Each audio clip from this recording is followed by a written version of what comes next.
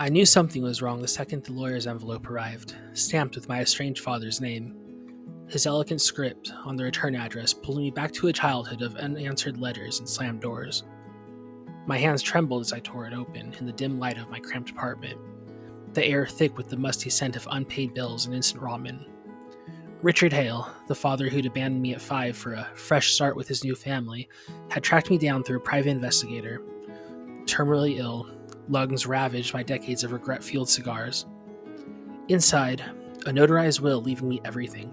His coastal mansion, thriving tech firm, millions in assets, explicitly cutting out my stepmother, Evelyn, and her daughters, my half-sisters who'd inherited luxury while I scrapped by as a barista. Heart racing, memories surged, birthday cards returned unopened, Evelyn's voice on the line sneering, he doesn't want reminders of his mistakes. Now this windfall, dated weeks before his death, came with a letter. You were always the one I failed. Make it right.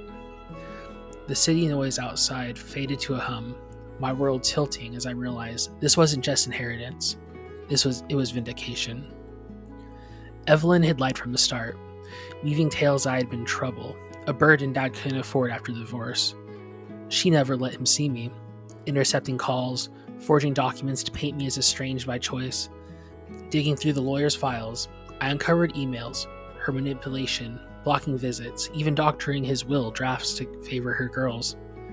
The family's home, opulence mocked my struggles.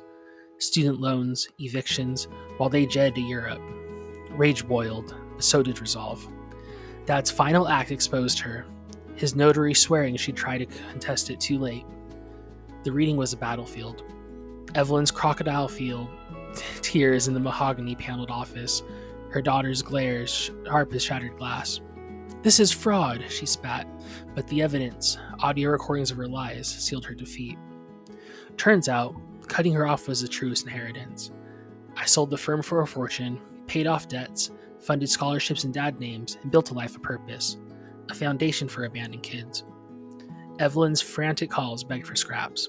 I blocked them. The silence sweeter than any apology. Irony lingered. The women who erased me from his life watched powerlessly as his legacy rebuilt mine. Freedom came not in wealth but in truth, finally knowing I was enough.